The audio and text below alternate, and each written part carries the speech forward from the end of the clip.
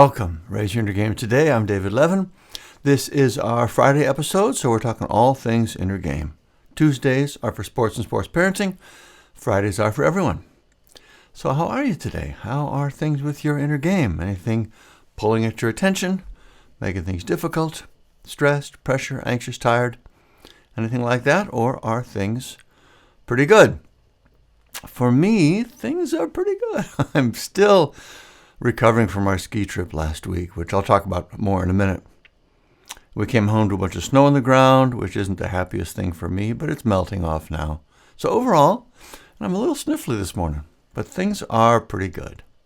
So we have some good things to talk about today. Of course, my ups and downs for the week, the importance of courage and honor, the Fox News pushing election lies they knew were false, Leonardo da Vinci on the key to success. Friend of the pod and financial advisor Molly Binger joins us again for more helpful financial advice. Charging Station Challenge of the Week and a couple of great new shows to talk about. So I'll start with ups and downs. What things were lifting me up this past week, and what things are pulling me down, making life harder. In the ups column for me this week, and actually this is both ups and downs again, but it's our ski trip. Oh my goodness, we were in Colorado last week. First time having the kids ski in the Rockies. This was sort of a bucket list item for me, especially with Peter going off to college next year. I really wanted to get us all out there together while he was still with us. So we did it. We drove 18 hours to Winter Park, Colorado for 3 days of skiing, and it was great. And it was also really hard in a bunch of ways. The drive was hard. Took longer than we expected. Ended up spending the night in Nebraska on the way out because of weather in the mountains. The altitude absolutely kicked my ass and gave us all trouble. Both the fatigue of, lacking oxygen and the dry air. The base at Winter Park and where we stayed was like 9,000 feet. Most of the skiing was at around 11,000 feet. And it's like 800 feet where we live. So I was feeling that the whole time. It got a little better near the end, but even on the day we were leaving, right, after we'd been there like 5 days, we were still huffing and puffing, climbing the stairs in the house where we were staying. And as soon as we got home, I felt twice as strong as I had earlier. And not just the lungs, the legs, the whole body, everything. It was really something. So I'm saying more about what was hard than what was good. But even with all that, it really was a great trip. The skiing was amazing, though the weather was actually not great most of the time. The place itself is beautiful. I always love the Rockies and a nice ski village. There's something about that aesthetic that really appeals to me. It's great to have the kids experience that and see what real skiing is like. I was really happy to do it, even though it pushed me right up next to my limit. And I honestly probably wouldn't do it again without at least having a lot more time to adjust the altitude first.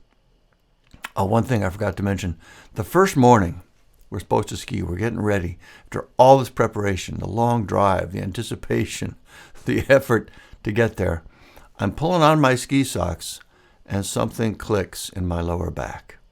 And I'm like, oh no, I did not just throw out my back. But I did. And I spent the whole rest of the trip barely able to move. No joke. I was okay once I was up. I could ski, and I did every day, perhaps against doctor's orders. But sitting down just killed it. Getting back up was so slow and painful. And it's still not fully back to normal. One interesting thing, kind of related to that, if you know the Raise Your Inner Game material, there are 4 levels, and level 1 is the most primitive, survival-based state, and there are many things that can trigger us and pull us into that level, especially physical things like pain and oxygen deprivation. And so there were a few times on this trip where the combination of those things and the fatigue clicked me into that level 1 state that I almost never get into. And most of us really almost never get into there. One particular moment, we're on the mountain, it was our last day, had just pushed across an open area, had to, pull across there. That got me just really, really tired and huffing and puffing. And some guy pushed across our path, accidentally caught Frances's pole, pulled it out of her hand. It fell to the ground.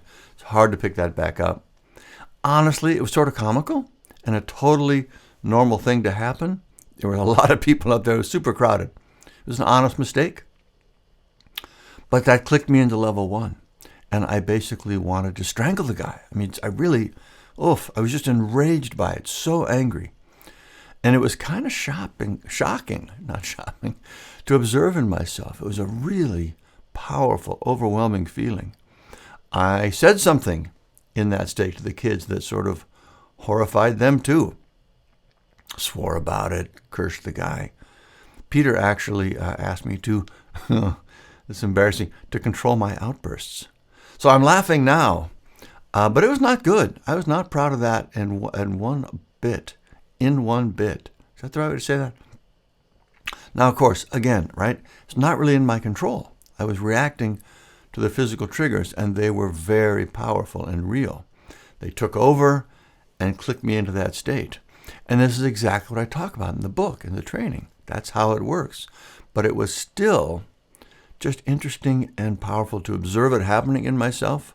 It was a great reminder of how that works. And then a moment later, I catch up on the oxygen, I get a breath, and it passes.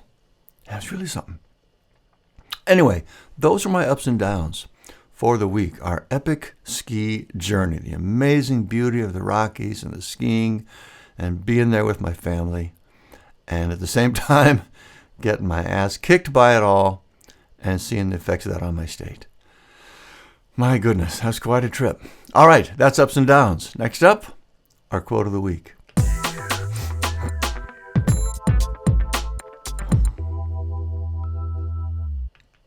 All right, our quote of the week. This week we will hear from Aristotle, making ourselves a little fancy here.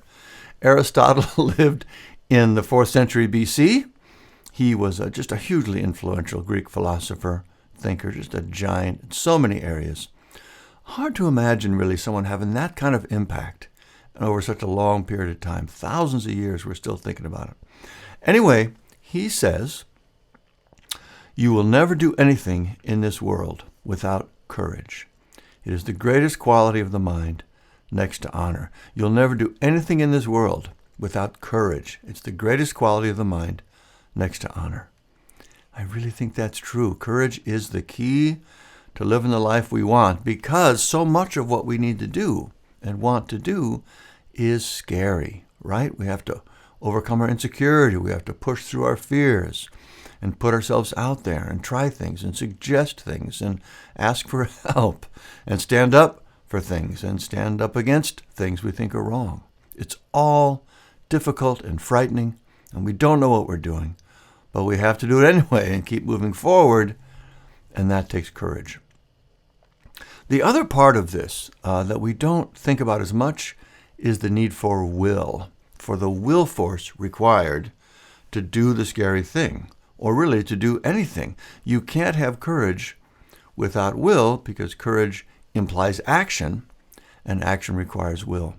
And it's worth mentioning this because we can get to a place, and hopefully we're kind of naturally in this place, where we know the right thing to do, we have moral clarity around that, but we don't quite have the will to do it. That's not a great place to be. In fact, it might even be worse emotionally than not having that insight in the first place.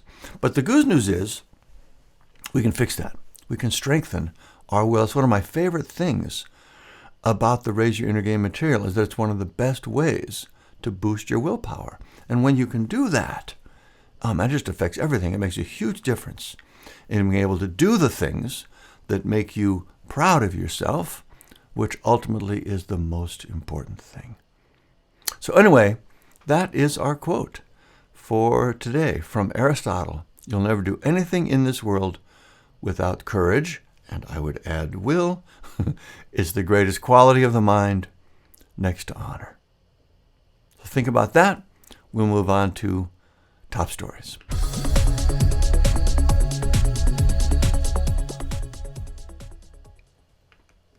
All right, top stories. This week, my top story comes from the news about Fox News. And this ties in perfectly with what we just talked about with courage and honor, because it is a textbook example of the opposite of those, of cowardice and greed and disgrace. So the story is, if you don't know, during the 2020 election and the whole period of the big lie after that leading up to January 6th, all the big Fox stars, Hannity, Tucker Carlson, Laura Ingraham, all the big hosts were privately saying to each other that they knew it was bullshit. It was crazy, it was harmful, it was dangerous.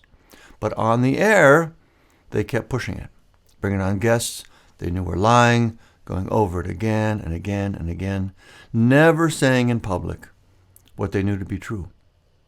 And why were they doing that? Because not doing it was starting to hurt their ratings. Their crazy audience was starting to leave and switch over to their more extreme competitors who were telling them what they wanted to hear.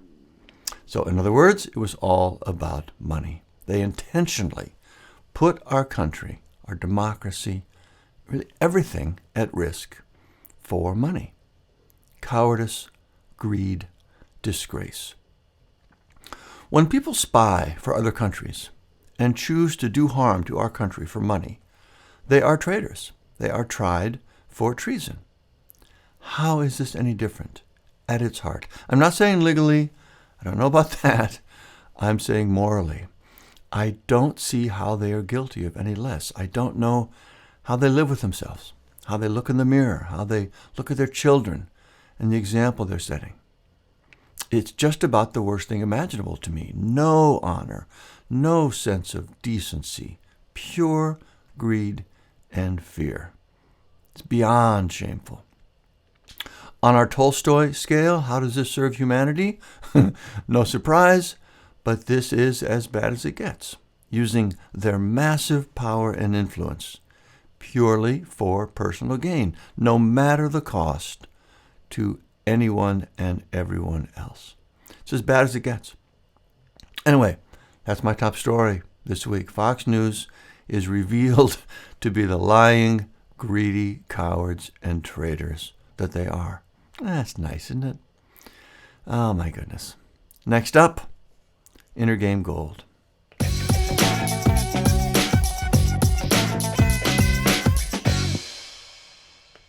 All right, Inner Game Gold. These are the ideas and concepts I come back to over and over to help me stay on track. So now and then we also revisit them because I think you'll find them helpful. Last episode, we talked about the excellent Marshawn Lynch technique, where you look in the mirror and ask yourself, what kind of person do you want to be? I think we can be pretty confident that folks at Fox don't do that. This week, I want to touch again on the quote from Leonardo da Vinci that I opened the Raise Your Game book with. The height of a person's success is gauged by their self-mastery. The height of a person's success is gauged by their self-mastery. So the metric for it, the measure of how successful they are, is their self-mastery. So this, for me, at least this week, ties into my skiing story earlier, where I clicked into level 1 mode in front of my kids. Now, again, I had no control over that initial state. Those triggers were purely physical. And, you know, when we work on boosting our mental game, which we absolutely can do and make great gains, the goal in that is to no longer be affected by things in our environment, in our inner world. That's just not possible. This is hardwired into us. The goal is to learn to be able to rise above it and not have it take control. So in this case, again, I didn't have control over getting pulled into that state initially, but I did have control over whether it took over in that moment. And I didn't keep it from happening. And it could have been worse. I might have said something to that guy, right? It could have gotten much worse. I could have stayed angry for I could have stayed angry for a lot longer, right? I snapped out pretty quickly. The whole thing probably lasted less than 30 seconds. Nevertheless, it was a harmful experience. It frightened a little bit and bothered my children. Felt bad about that, felt bad about myself for it.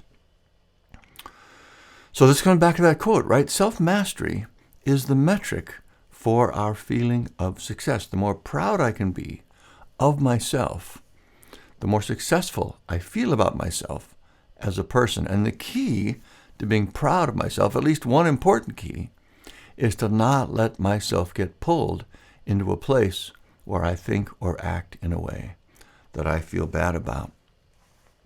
And it's not only lashing out at someone, like my ski story, it's avoiding dessert when I'm trying to eat well. It's getting to bed on time. It's turning off my phone with my family. It's any number of things I know would be better for me and that I would feel better about that I don't do. But I would do if I had stronger self-mastery. So anyway, that is our Inner Game Gold for the week. The height of a person's success is gauged by their self-mastery, and why I find it so helpful. The more I remember that and work on my self-mastery, the better and more successful I feel. All right, think about that. We'll move on to Raise Your Outer Game.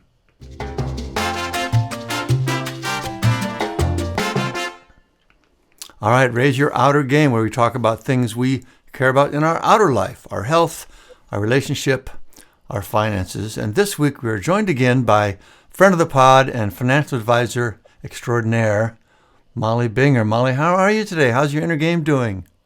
I am great. Life is good. Trying to push through this gray winter fog of February, but otherwise everything's great. That's excellent.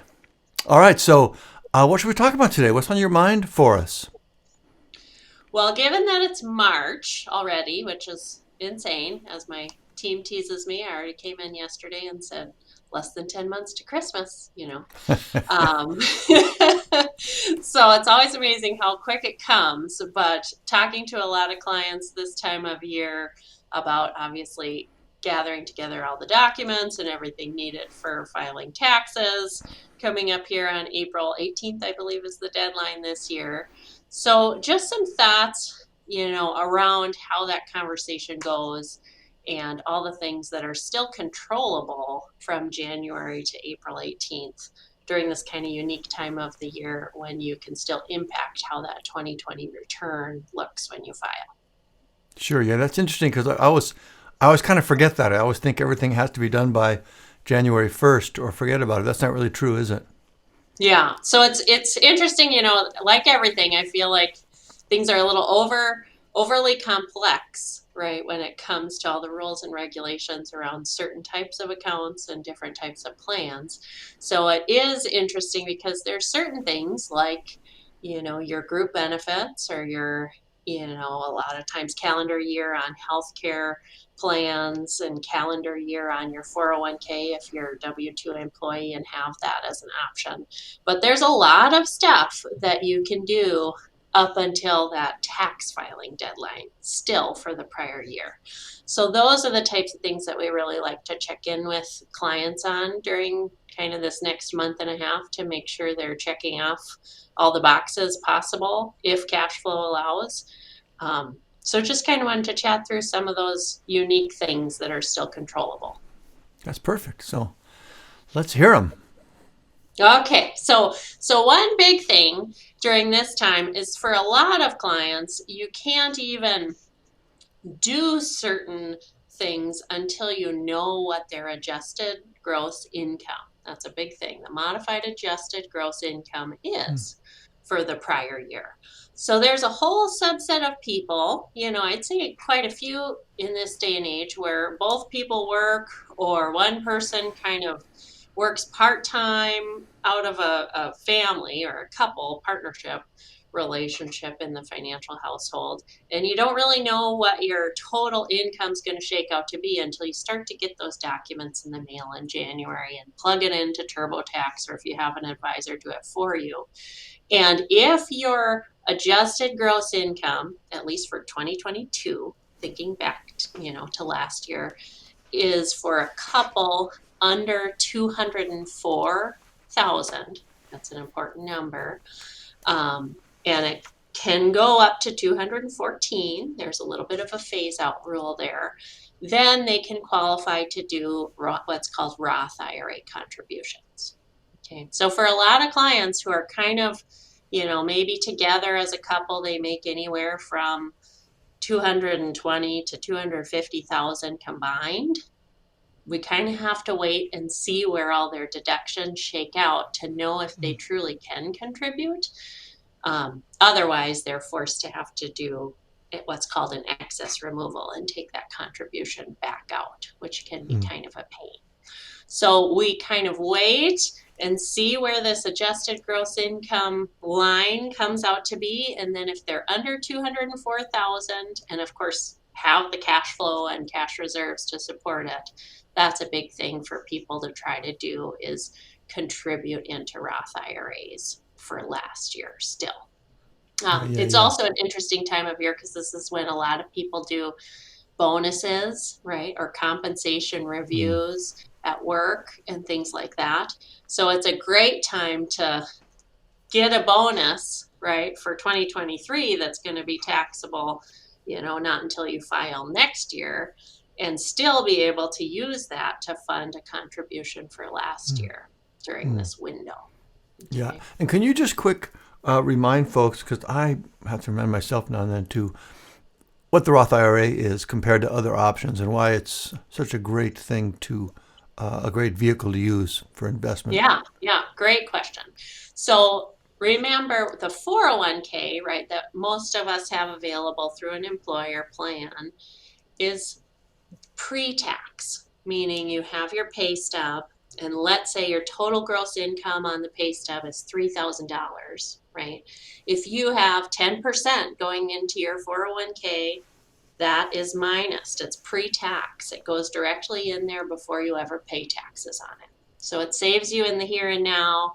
It goes into this hidden bucket that's sheltered from taxes, and it's saved until you retire, at which point all of it is taxable. Okay. And at the bottom line of that pay stub, if it was just that simple, gross income minus 401k, your net pay would be 2,700, right?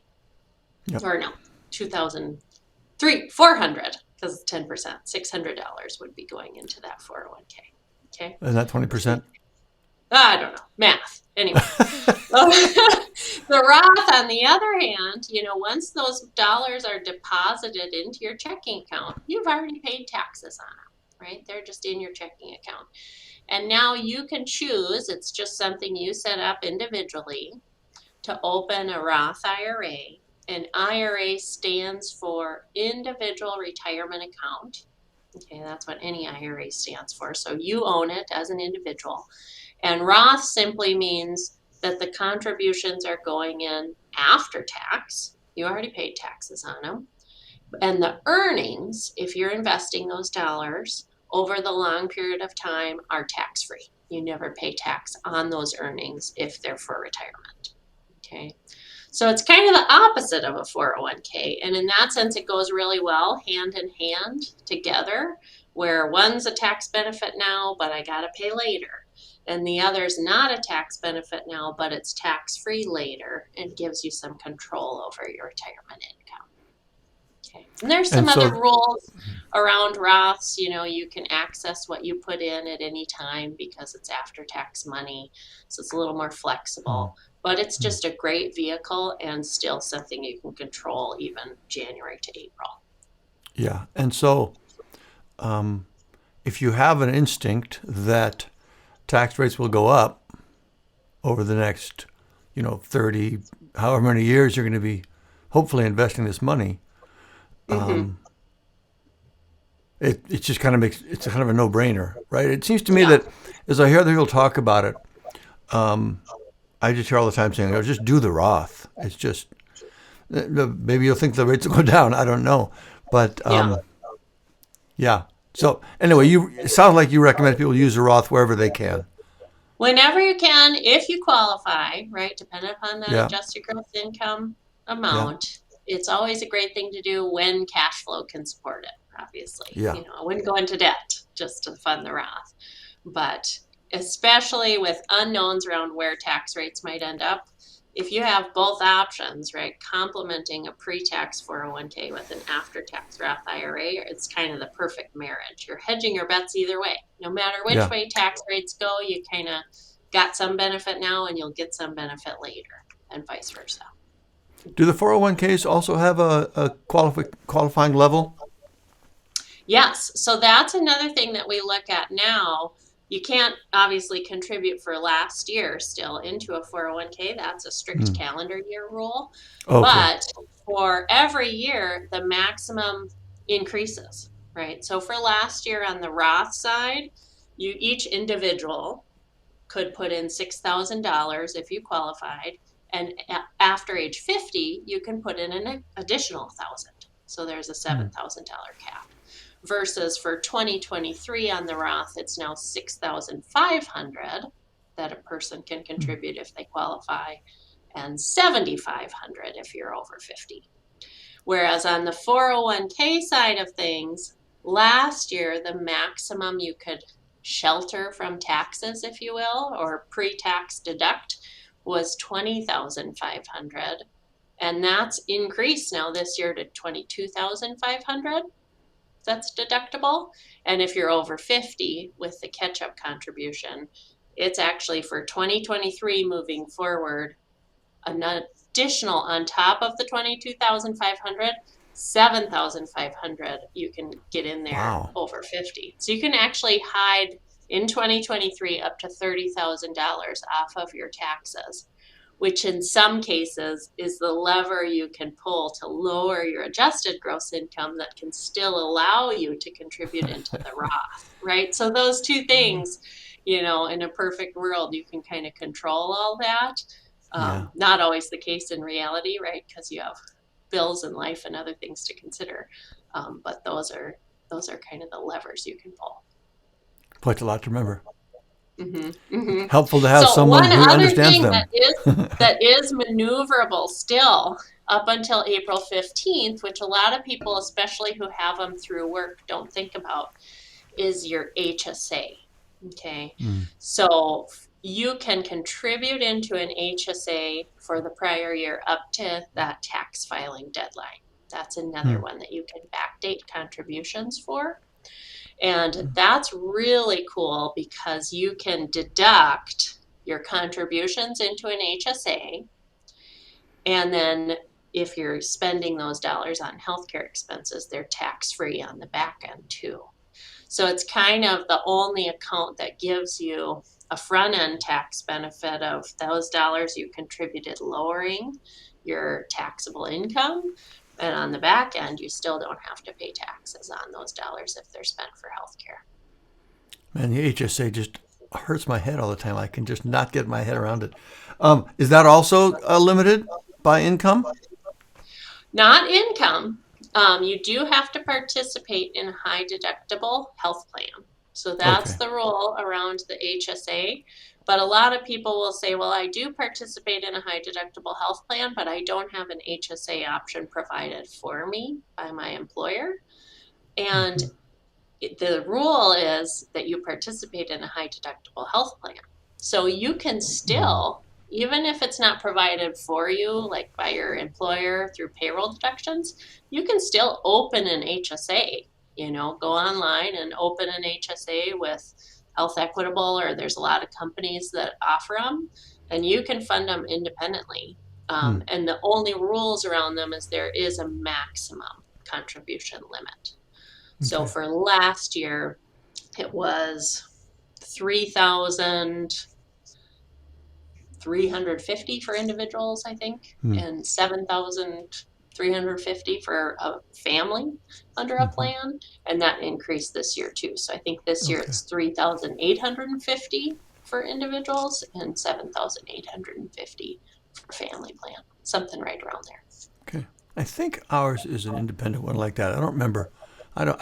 I genuinely don't. It might be work related too. Yeah. I mean, Okay. the So easiest thing is if it's through payroll, it's just coming out before you even think about it. yeah. But it doesn't mean it's not an option if Yeah. you don't have one available through work. That's great. So those are the two main things to think about during this January to April period: the Yeah, Roth those are the options main and two, maybe the and then HSA. Yep. Those are the main two controllable levers you can pull. The HSA does lower your income for last year, so can save a little bit on your actual return when you file. Hmm. The Roth doesn't, impact what you're gonna owe in or receive back as a refund, but it's still a smart thing to do if you can do it. Excellent. So hopefully folks will talk to their advisor and work those out. One question occurred to me, how to frame it. It seems to me that someone could sit down around tax time, hopefully with an advisor who can really help them understand it all. And even though they couldn't do anything we couldn't do anything now, much beyond what you just talked about, to affect our 2022 returns. But, our situation will sort of reveal that there might really be some things we should do differently this year Mm-hmm. to help us going forward. What are some typical things, just one or two typical things you'll see somebody come in with, and you'll want to say to them, let's take some different tack with what you're doing this year to really help things for next year. Does that make sense? Yeah, 100%. Um, I would say there's probably two or three main things to look at because it's only March, right? That's great because it means you still have 10 months left of this year to Mm. control the outcome of your 2023, tax situation, right? Yeah. And so for that, the main things you look at is you look based on last year's return. The ideal is if you've already filed for 2022, you can kind of use that as a baseline. And the first thing that we kind of want to look at is if a client has owed in a lot of money, right? What's that driven from? Is it a Mm. one time occurrence because of an inheritance or something unique? Or are they simply just not withholding enough, right, on their payroll deductions? A lot of times people set those when they first get a job, which could have been 10, 15 years ago. And then a lot of life changes happen, right? Their income keeps going up. Maybe they're now filing married, whereas before they were filing single, and they just never changed it. And a Mm. lot of people accidentally under withhold, right? And they don't really realize that you can be very specific with what you want payroll to withhold for taxes. So, for example, if a client, accidentally was just not withholding very much or still listed as single, on their W 4, you can change that to married, claiming zero, right? And then if it still seems like the math isn't going to work out, the IRS even has a great tool on irs.gov now to calculate out what your payroll deduction should be or withholding should be. And you can specifically say to your payroll department, I want you, because I owed in 5 grand last year, and I have 20 payroll periods left this year in March through December, to withhold an extra $200 federal per paycheck. So you can be Mm. very specific to the dollar amount of what you want someone to over withhold, right, for federal and state.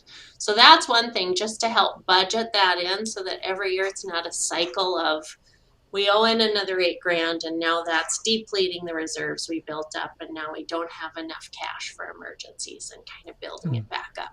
And that Mm. can just help budget that in, right? Sure. The other thing that you can definitely control from here on out, especially with people that have bonuses as a one-time pay in April or something, is how much they really determine is the right amount to put in that 401k for the year, right? If they're under 50, they can both, if they have the option for it, hide up to Mm. $22,500 in those 401k plans. And if they're over 50, 30, right? So in a couple, that's 60 grand you can potentially pull the lever on from here to December to decide should we be paying taxes on that income this year or postponing that till the future. And is that something you do again with your employer, just in your withholding, typically? You just can log into your 401k site and determine, okay, should we be contributing 10% this year or 15 or I 20, see. to get you closer to those maximums. Nice. Yeah. And the only other thing I would say that is a big thing only for self-employed people, right, is the SEP IRA. it's not the true term, but I think of it as self-employed person IRA, SEP, right? Because that's an easy way to get the terminology in your head. That is one other one that you can still backdate for 2022. And most people who have self-employed income do wait until they kind of know their total income for the prior year, because you can put up to 25% of that into a SEP IRA as a deduction. So Nice. someone works on the side and does graphic design work and they earned 20 grand last year, they can technically put up to $5,000 in the SEP IRA, independent from their 401k, if that helps them on their taxes. That is excellent. All right, so those are the things we wanted to talk about this week? Yeah. I mean, a lot of moving parts and a lot to remember, Yeah. and it's got to be right. It's not for everyone, and it has to work well for what your goals are and what your cash flow situation is. But those are the main controllables up until April 18th. Okay, that's fantastic. Thank you. And that is our Raise Your Outer Game for this week. Molly, thank you again. Very helpful. Thanks, David. Everyone, Molly will join us again next week, so we'll look forward to that. And next up is our Charging Station Challenge.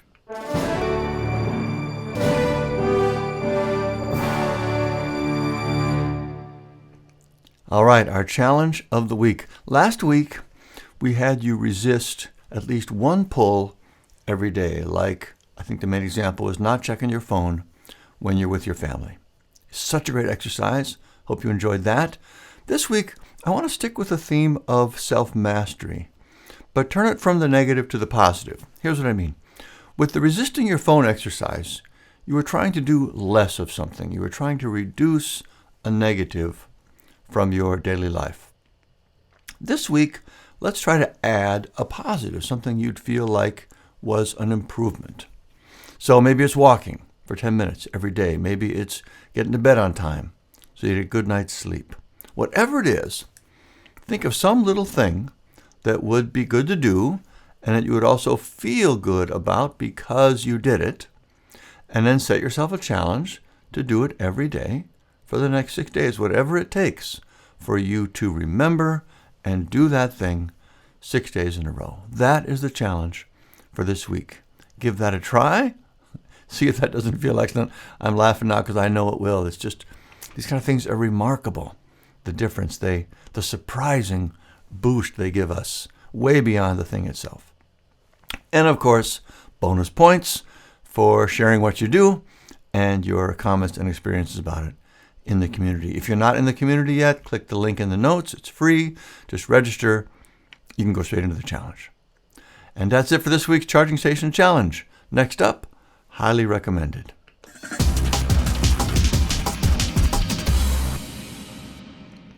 All right, so these are the things I'm crazy about right now. Crazy-ish sometimes. Books, shows, gadgets, things I am loving and recommend. So I have two new shows to talk about this week. The first is on HBO Max. It's called The Last of Us. You've probably heard about this. I think it's gotten quite a bit of press. This is adapted from a video game, which is interesting. Our son, who played the game, has been telling us about how great it is, really trying to push us to get to watch it. We finally started watching it during our vacation, and he was right. It's great. It's creepy. It's partially based on zombies, but a really good take on that, by the way. It's not gratuitous. It's not meant to be shocking for shocking's sake. It's a little hard and scary at times, but overall, it's really well done. Beautiful story. Highly recommend it. The other show is on Apple TV. It's called Hello Tomorrow. It's a very interesting show. It's set in the 50s, but it's an alternate 50s where it's also super futuristic, like the Jetsons. They have flying cars and jetpacks and robot dog walkers. Visually, it's really fun. All these gadgets, again, they're super futuristic, but they have that design aesthetic that you expect to see in the 50s. It's really it's quite fun. The story is a little hard, basically just because it's about lying and manipulating. That's not quite the heart of it. I guess the heart of it's why I still like it. There's better than that, but the story itself has a lot to do with that. But it still, like I said, has a ton of heart. Good acting, super cool and fun visually. I'm only 3 episodes in, so it might not stay good. That's happened before. But for now, I'm enjoying it, and I recommend it. All right, that's highly recommended for this week. The Last of Us and Hello Tomorrow. And that's it for today's episode. If you like what you heard, please do tell your friends, invite them to join us, and rate and review us on Apple Podcasts or wherever you get your pods. Helps more people find the show, get the mental game boost we all need. If you have teenagers in sports, check out our mental game starter kit. It's a great set of resources to help get you starting on the path of helping your child boost their mental game. Just go to raiseyourinnergame.com, scroll to the bottom of the page there. You can learn about it and register. All free, super helpful resources. If you'd like to support the show so we can keep things ad-free, please click the Buy Me a Coffee link below, and thank you for that. For more mental game goodness, please join our free community, the Raise Your Inner Game Charging Station. Click the link here or go to raiseyourinnergame.com/community. Totally free again. You'll love it. If you're listening to this on audio, but you like video, we post all our episodes on our YouTube channel as well. There's a link to that in the show notes. And finally, we will close with Leo Tolstoy, who we just talked about. Again, from the Raise Your Inner Game book. The ultimate purpose in life is to serve humanity. Serve humanity. That's what we're doing. That's the metric. Serving the people in our lives. It's super important. So keep up the good work, and we'll see you next time.